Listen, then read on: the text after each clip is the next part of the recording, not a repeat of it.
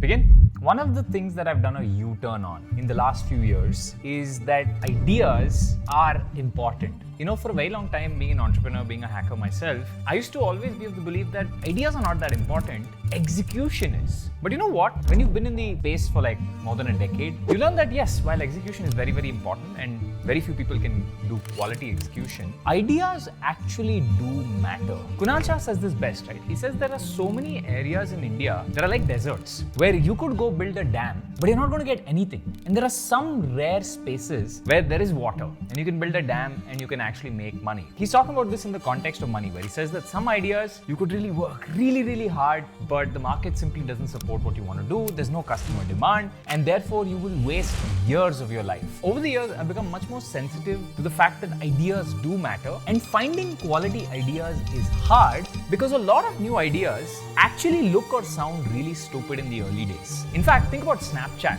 Most people who heard the idea for Snapchat, which was, hey, I will send a message to somebody else and it's going to disappear after a few seconds. Most people, including me, would say, that is a stupid idea. But the Snapchat founders continued on that path and they realized there is a market for people, especially youngsters, who would be sending these messages to each other. And that one idea, that one insight that none of the other companies were willing to bet on because it was so different.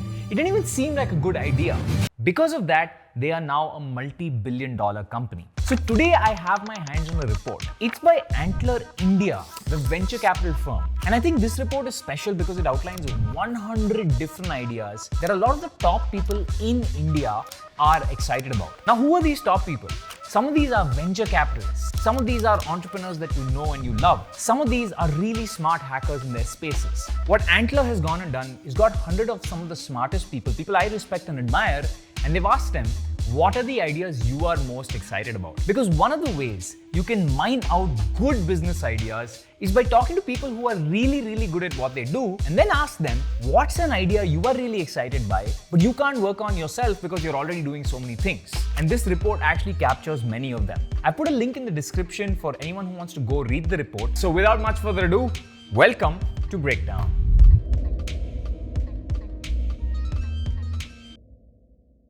Now, covering 100 ideas on this video is going to be very tough. So what we're going to do is we're going to take up the top 3 ideas from each space. Everything from AI to D2C to deep tech, we are actually going to go through those 8 spaces. I'm going to take the top 3 ideas that I like and I'm going to cover them, and hopefully this is very useful for people watching. For those who want the entire idea set, link is in the description below. So the first theme is consumer ideas. Now all of you know that there are roughly 2 kinds of people you can sell to. You can sell to businesses and you can sell directly to consumers. So these are the consumer ideas. Let's go through them one by one. The first one is by Amit Kumar Agarwal, who runs No Broker. He says that from a consumer point of view, the adoption of pet animals in India has skyrocketed. A staggering 60% of India now has a pet. That's a wild stat. I didn't even know that was true. With the number of pet cats alone forecasted to reach over 2.4 million by 2023. For a long time, the idea of attacking pet markets, it wasn't seen as a big idea.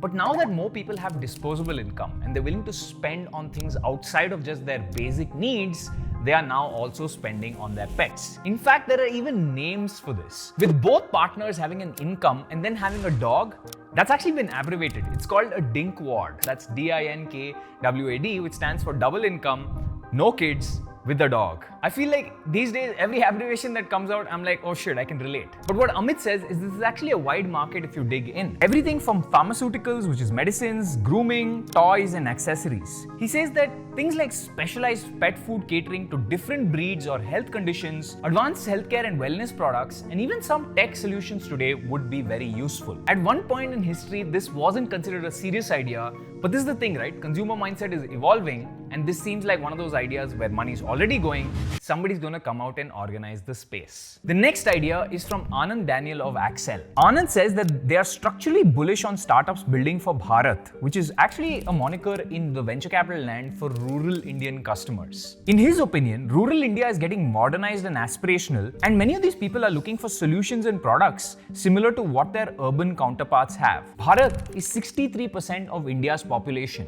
and it spends over $500 billion of annual consumption. This is likely to double by 2030. Multiple categories have an annual spend of $10 billion each by the top 30% of rural households. It turns out that in order to win this segment, you really need to understand rural customers. Usually we had this idea, somebody goes to business school like an IIM, gets really good at it, and he or she has come from a really uptown family and then says, I'm going to go tackle rural India problems. What Anand might mean here is that you have a better shot of cracking this market if you are from rural India yourself and truly understand the pain points. At the end of the day, people buy things based on what their pains are, not based on what a strategy is on paper. Anand Lunia from India Quotient has another really cool idea. He says that there is an opportunity for a Khan Academy type business, which I wholeheartedly agree with. I remember when I was studying math, Khan Academy was like a savior, right? It's like free, open information. And I really like Sal Khan. I think he has the perfect DNA to be a teacher, and I wish all my teachers were like that. But what Anand says here, in an era where digital platforms are democratizing education, a significant portion of India's populace, especially people who are not so economically forward, like people who are economically disadvantaged, remain away from quality learning resources. We need a platform like Khan Academy, which offers free educational content alongside a very affordable, and he says the price for this is about 200 rupees per month, premium edition. Now at that price, and obviously giving away a lot of that content for free, I'm not sure the unit economics might make sense, but he says that using an AI layer to actually make a lot of this content production quick and cheap is a solution. And I tend to agree with that. I think AI can actually make this affordable. Now remember, there are a lot of really cool ideas here from Arjun, from Good Capital, and Ankur Wariku, several other ideas in consumer. So I definitely want you to go check out the report because I'm only covering 3 ideas that I personally like in this space. There are a lot of other good ideas here and you may have a use case for them. The next big theme here is AI. So let's take some of the ideas that people here have described and let's go through it. So Isha Vashyam Dash, I hope I'm pronouncing the name right, has a cool idea here, which is that there should be an AI implementation service for enterprise. Now, we run a company called EOS Labs that kind of does this, but she has a very interesting viewpoint on the idea. She believes that over the next few years, many of these businesses will be scalable services businesses helping companies with AI implementation. And this has definitely been proven true over the last 1 year that a lot of these are not going to be small startups. I mean, small startups will compete definitely, but also some of the larger companies will want to play the race. They will want to enter the race and play the game. And they need a partner, somebody who can help them out. For example, my company really helps them out with AI plus content, but there's so many other domains. I know a company that specifically helps other companies with AI plus their data. So let's say if you have dashboards in the company, for example, you're using Power BI by Microsoft, and you want actionable insights from that. You want an LM to go through that and allow the CEO to chat with that data and ask questions. That is now possible because this company enables it. She says that according to a survey of 600 enterprise executives in 2023, over 60% plan to adopt AI. And less than 10% today have adopted AI in some manner into their businesses and products. Interestingly, this is a pull market rather than a push market. Many want to deploy AI and are actively asking how and where to begin. The end-to-end solution will be making data AI ready, deploying custom workflows without business disruption, and ensuring an overall secure, compliant, and robust AI implementation. And one thing I've realized speaking to a lot of clients who want this is that they really care about the ownership of the model. They don't actually care what open source model you use, but if you fine-tune a model for them, they want to own it. Secondly, they're also really concerned about security, understandably so, especially companies in the finance space. In fact, this itself can be a really big business opportunity because I know there are a lot of companies making AI models like Glaive that allows you to remove self-referential data, which is that when a customer chats with the bot and let's say the customer references their own name, how do you remove that? So there's an entire layer around that to prevent personally identifiable data from leaking. So a lot of this matters to big enterprises. Jitendra Gupta, who is the founder and CEO of Jupiter, has a really cool idea around personal finance. He thinks that AI can play a transformative role in financial planning and personal finance. And I think this is very important, right? Like I think a lot of wealthy people have access to wealth managers who not only manage their wealth, but also give them advice. What you should do, how much you should save. And all of this, as we've learned over the years, is very personalized. Finance influencers on the internet, and nothing against them, but their advice comes from their perspective or a particular perspective. But so many people have so many different life circumstances that I don't think you can clump 2 people and say, hey, the advice you give this person should be the same as the advice you give this person. So personalizing it at scale is very difficult, but there comes in AI. It can sit with you, it can understand your problems, and then it can tell you maybe you should spend 30% in debt, 50% mutual fund.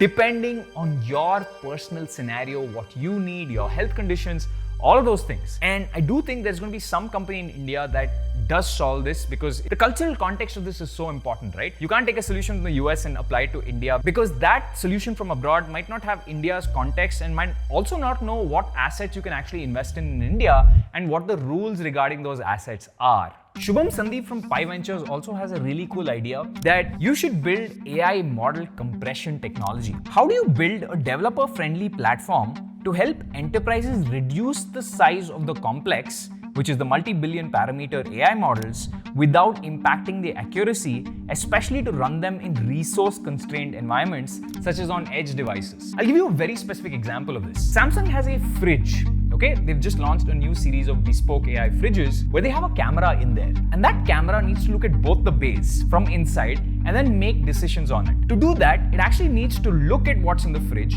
and it needs a vision model to do this. Now, I'm not sure if they're running it on the cloud or locally on the fridge, but if it was running locally on the fridge doesn't have a very powerful GPU, so it needs to run a much smaller model. For example, a model like Moondream, made by Vikyar, it's a 1.6 billion parameter model that doesn't require an insanely beefy GPU to run. Now, while that's one opportunity, there's also an opportunity in taking bigger models and compressing them down to a smaller model using a technique called distillation. What you do is you take a big model, let's say Stable Diffusion XL, and maybe to run that model, you need 30 steps. But with a much smaller model like SDXL Turbo or SDXL Lightning, you'll be able to use far fewer number of steps, let's say 4 or 5, and get similar outputs. There is some loss in the outputs, but it doesn't matter because now you can run it on the Raspberry Pi and you can stick that Raspberry Pi anywhere you want. Next, let's talk about DPI. I think there are lots of big opportunities on top of things like ONDC, and here are 3 really cool ideas from the report. Number 1 from Adnan Ahmed Ansari from the Asia Group is a pretty interesting idea. He thinks that the e-pharmacy market in India is poised to touch $3.6 billion by 2022. Only 3% of total pharma sales in 2019 were attributable to e-pharmacies. These platforms in India have encountered regulatory challenges due to lack of valid licenses. People want to order medicines online. If you can get food in 10 minutes or groceries in 10 minutes, it makes sense that you can also get medicines in 10 minutes. So he thinks that the ONDC, which is the Open Network for Digital Commerce, is going to be a boon here. He thinks that there's going to be a startup that works exclusively with local chemists with verified licenses, and hence one of these companies acting as a pure marketplace might make sense. A lot of this is also training, awareness and education, right? Especially of the pharmacies, to try and get them online. Next is an idea from Manoj Gupta of Plotch.ai. He says that the concept of WhatsApp shopping, particularly in diverse countries like India, demands innovation in terms of platform linguistic capabilities. What if a startup could integrate a multilingual voice interface powered by ONDC? You know, one of the previous reports we had covered actually touched upon how much of India's vernacular shopping happens via voice. And many of these people are not comfortable with English or text-based interfaces. By having voice commands in multiple Indian languages, this makes online shopping pretty easy. And if this is all possible on WhatsApp without downloading some new app or going somewhere else, it just becomes too convenient and is frictionless because WhatsApp also has WhatsApp Pay. The next idea is from Sandeep Vardi, who also happens to be at operations in ONDC. He thinks that building trust on ONDC is a little bit hard, and in almost all transactions involving 2 or more parties on the ONDC network, there is an inherent risk of fraud. It is crucial to find a means to build trust for all parties involved in the transaction. This can be achieved through a self-authenticating mechanism or a virtual keylogging of all data points, which makes sure there's trust in the data shared by each party. Also, the measure of trust has to be open and available for each other party to counter check. For example, if one of the parties says, this is what my manufacturing facility looks like, there has to be a way, maybe a tick mark that shows so that the other party can look at it and believe it. Now, I don't exactly know how this could play out. If you're a startup, do you start going to different sellers and saying, I'll take a picture of your space so that you get a trust mark? Do I be the independent trust mark? In fact, there's an idea like this in this report itself by Rashida Bora, who's the co-founder of Alt, where she says that, well, we need something like Trustpilot, which also doubles up as an online reviews and ratings website, because with a company like Amazon, they have an insane amount of bank balance and also bandwidth to give you refunds without asking you too many questions. But in ONDC dispute resolution, something like this needs to exist to make it easier to process refunds. Now, before we go any further in this report, I've got some really cool information to share with you about Antler, the people behind this report. They have a unique take on the venture capital model. Antler is a global early-stage VC firm that invests in the defining technology companies of tomorrow. Operating in 27 plus major hubs, including Singapore, London, Sydney, New York, and Bangalore, they have invested in over 1,000 startups worldwide. They invest in various sectors, including AI, consumer tech, SaaS, climate, ONDC, and many more. If you're an entrepreneur with the ambition to build a large global company, having a solid foundation from day zero can drastically increase your odds. This is where Antler comes in. From deep idea validation to global connections, from expansion support to funding, Antler is your partner to get you from day zero to success. They do this through their residency platform. Globally, 8,000 plus founders have found the Antler residency to be the best place to launch a startup, even if you are a repeat entrepreneur. The residency has 2 separate tracks for solo founders and early teams. Solo founders join a company of 80 to 100 exceptional individuals. You'll use your time there and the potential co-founders you find to develop and work on your idea. Once you've validated your idea with the customers, because remember, execution matters, you take it to the market to see if it sticks. Within 12 weeks of residency, you can find a co-founder, build on your idea, validate it, and raise pre-seed capital. For existing teams, the residency period is 4 weeks. During this time, you will be paired with a dedicated partner from Antler to test your idea, validate it with the market, and build early traction. By the end of the 4 weeks, you may have the chance to secure pre-seed funding for your idea. Antler commits to invest up to $500,000 in idea stage companies. Not only this, post-investment, you also get to be a part of Antler Forward, the portfolio support platform that helps you achieve early PMF and access prominent investors to raise your next round. As you grow and progress through the stages of building your company, this kind of dedicated support in the crucial 0 to 1 stage can significantly alter the trajectory of your startup and lay the foundations for a very large company. So I encourage you to apply. And if you're ambitious and watching this video till here and you are a good hacker, this might be the perfect place to take a shot at building a successful company. next, I want to talk about fintech and the 3 ideas that really caught my eye in the report. BG Mahesh, who is the co-founder of Digi Sahamati Foundation, he thinks that the next big revolution brewing up in India is data empowerment and protection. See, the financial sector has actually been at the forefront of enabling customer consent-based data access via account aggregator. So today, as an app, I can use these APIs and I can get access to all your accounts. And the initial results are extremely powerful. But with the DPDP Act 2023, this concept will now be replicated in many other sectors such as health, edtech, education, telecom, and others. Now, I was talking to a fintech founder the other day and he said, look, customer data now has become like gold and the repercussions now for leakage is incredible. In fact, you could lose more than the revenue of the entire company if your customer data leaks. So all these businesses are really afraid of this, and that's a startup opportunity. If you could give these businesses assurance and an actual product that works and saves their customer data from leaking, then these businesses don't mind paying you a small chunk of that because the risk of the fine is always looming in every fintech founder's head. Like the entire fiasco with Cambridge Analytica is very, very important. So there is definitely a business opportunity there. Mridul Arora from Elevation Capital has an idea which is Meesho, but for financial services. He thinks that a significant portion of India's population is still underbanked. This is where a Meesho for financial services can be a game changer, which is a platform democratizing financial access and comprehension for everybody. Meesho has revolutionized e-commerce for Bharat. So current fintech platforms lack a user-centric, accessible, and community-driven model, which a Meesho for financial services could solve with a Bharat user in focus. I believe this will unlock financial inclusion, economic empowerment, and financial literacy on a broad scale and reshape the financial services sector. Now, this could include a lot of things, right? It could be a small sachet-like course for people who are underbanked to actually understand how a bank works, to actually understand how you can take loans. And it could also be a community-driven model, which is that all these people are on WhatsApp or some community platform where many of these people who are underbanked have the option to ask other people, ki ye kaisa chalta hai? How do I do this? And somebody else can just do a video call with them and help them understand what is going on. Nitin Kamath, who's the founder of Zerodha and Rainmatter, has another very interesting idea, which is helping retail investors better manage risk, behavior, and finances. The biggest challenge to be solved in the Indian capital market is the shallow participation. He says that the number of unique mutual fund investors and demat accounts is about 6 crores. If our economy has to grow, the markets have to grow many times. He realized this around 2016, and that's how the Rainmatter journey began, where they support startups working on helping traders and investors do better. Now, if you've seen a lot of what Nitin posts on Twitter, he talks a lot about customer behavior, right? And he also talks about how a lot of traders lose money in the stock market. So correcting customer behavior, not just this crazy rush towards, oh, let's get a new customer, but correcting that behavior and making sure customers don't do stupid things just because their friends told them to do it is the responsibility of one of these platforms. And over time, even customers will respect platforms that are not just looking at them as just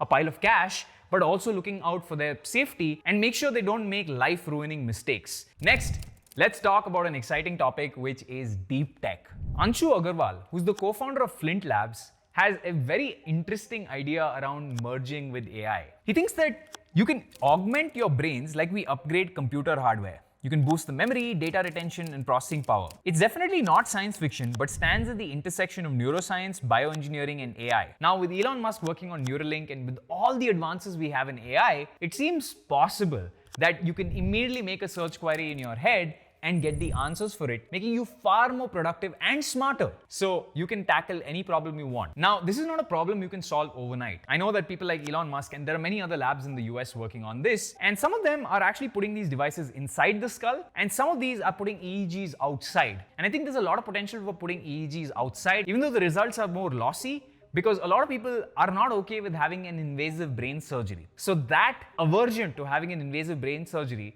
could be your opportunity. Lalit Keshri of Grow has a very interesting idea around community farming. So he says that farming in India faces challenges due to small land holding. This makes it hard for farmers to invest in advanced equipment. About 85% of the farming community in India operates on less than 2 hectares each, which is a cause of inefficiency in the ecosystem. He believes that the solution lies in community farming, where farmers unite based on their share of land and labor by being long-term members of a local community. What this model allows for is to build scale with the ability to leverage technology and machinery. This means higher output, which is distributed among farmers according to their equity. A startup could come in and rent out the technology to this group of farmers that can now afford it. Any one individual farmer might not be able to afford it. But the minute you go in, have a WhatsApp group of farmers who can also meet and also tell them, hey, here are the costs for this equipment, we'll procure the equipment for you, but here are the commercials and here's the ROI for you. This could be useful because I'm very sure if you took the average farm in India, it is not as efficient as it could be. And that gap is in the technology. Now, that technology already exists, but providing it to farmers and making it commercially viable for them, because why would they spend? Like, if it's too expensive, it's too much of a risk for any individual farmer to take. But you could split the risk among multiple different farmers as long as there's an ROI for them. Next, Rajiv Srivatsa has a cool idea around AR, VR. He says that every single area of content, from entertainment, media, travel, real estate, hospitality, will undergo a sea of changes to fit the VR, AR world. And it should take off by 2024 or 2025, with Apple releasing its first device and Facebook just becoming better and cheaper with its devices. Everything from work, education, manufacturing, services, healthcare will also undergo many changes. In fact, we've been talking so much about remote work, and it's always very impersonal to do remote work over something like Zoom or Google Meet. But imagine if we're all in a headset and we're all able to physically be in the same space as each other. That improves productivity, and there's going to be a lot of new apps. In fact, the Apple Vision Pro store is bare. There's so many cool ideas that you could build today, and you already have a bunch of enthusiasts who are already using the device. In fact, you could just go to the Meta Quest store, look at the top 10 performing business ideas, and then port them over to the Apple Store, and you could make money because there are already early adopters available for the Apple Store. And because they've already spent so much on the headset, you know they have the propensity to pay. The next idea is by Shrishti Sahu, who's the managing partner at Swadharma Source Ventures. She says that some industries are looking to move from China. Now, even Apple has learned this. Instead of putting all that risk and concentrating that in China, you also want other places that can manufacture, and India is one of those places. India has a big chance of attracting global companies, and us making semiconductors and materials like refractories is definitely an opportunity. Now, you obviously need to improve infrastructure and find skilled workers, but the big market in India makes it a good place for these industries. If India doesn't make this move, it might miss a huge opportunity for economic growth and tech advancements. How long do you want us as a country to be reliant on other places for our semiconductors? This is obviously going to create a lot of jobs and increase GDP, but you need this to be a concerted effort. You need the government to pitch in, you need subsidies, you need the push from somebody saying we need to make semiconductors and many of these parts inside of the country. Next, let's talk about 3 really cool ideas in health. Aditya Ghosh, who's the co-founder of Akasa Air, says that around 70 to 80% of cancer patients in India do not find a cure for the illness as compared to other developing countries where a lot more cancer patients are cured. The question is, how do we create accessible and affordable early detection and care infrastructure? A startup could address this by developing technological-based solutions to democratize cancer care. For instance, mobile health platforms could facilitate early screening and diagnosis reaching remote areas. Now, I'll tell you how this might play out, right? You might have an app, let's say the Cancer Care app, and as you age, let's say you jump in at 20 years old, as you age, depending on the risk profile for a 20-year-old male doing XYZ, smoker, non-smoker, whatever, you put in your details, and it says, well, it's time for you to get a cancer screening. At 30, it's time for you to get a prostate cancer screening. I'm just giving you an example. And based on that, it has tie-ups. So you have one package where over the years you are screened depending on the risk profile for you and your age group and your behavior. Now, this could be tie-ups with different hospitals to do the screening. It could also be therapy. It could also be, well,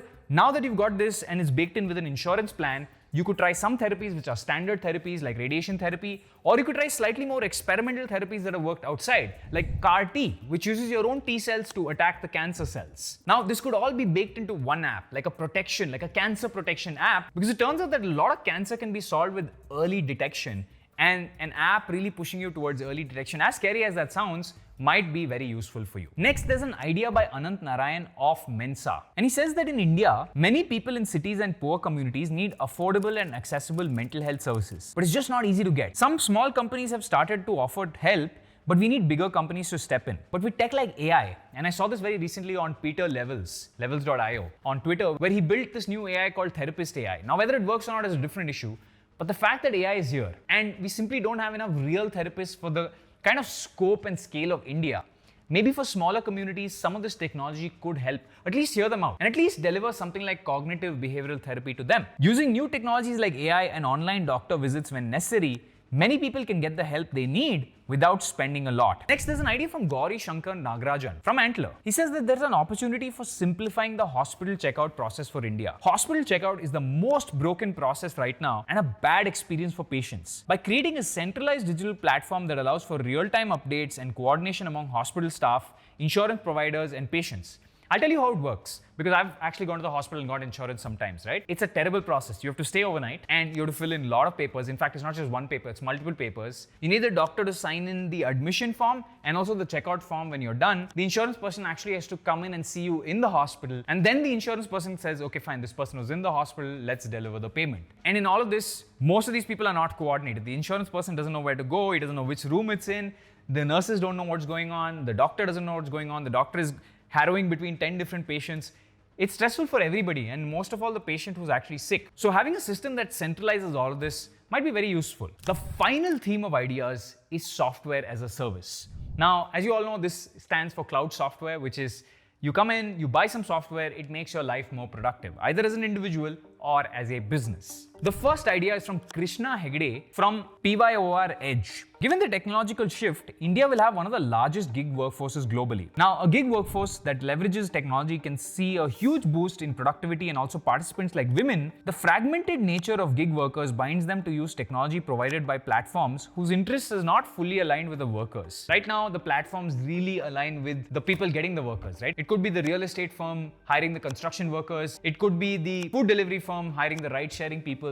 But it's really lopsided and very favorable for them. But if you have a gig worker first technology stack and applications that integrate with services ranging from government to marketplaces to financial service providers, things like insurance for, the rider on the street. What a big market, right? Like people who are riding for Blinkit or Dunzo or Zomato, if you can go to them and say, hey, I know there are a lot of you, it's a huge market, it's a huge TAM, and here's a service provided for you for all the things you need in your life, and also for negotiation with your employer. I can see how that could be very valuable. And it's also a large target addressable market, right? A lot of people who really want this because there's so many ride-sharing people out there. Pallav Nadani, who now is a co-founder at Presentations.ai, has a very interesting idea around streamlining the MIS. Now, the MIS is a monthly information system.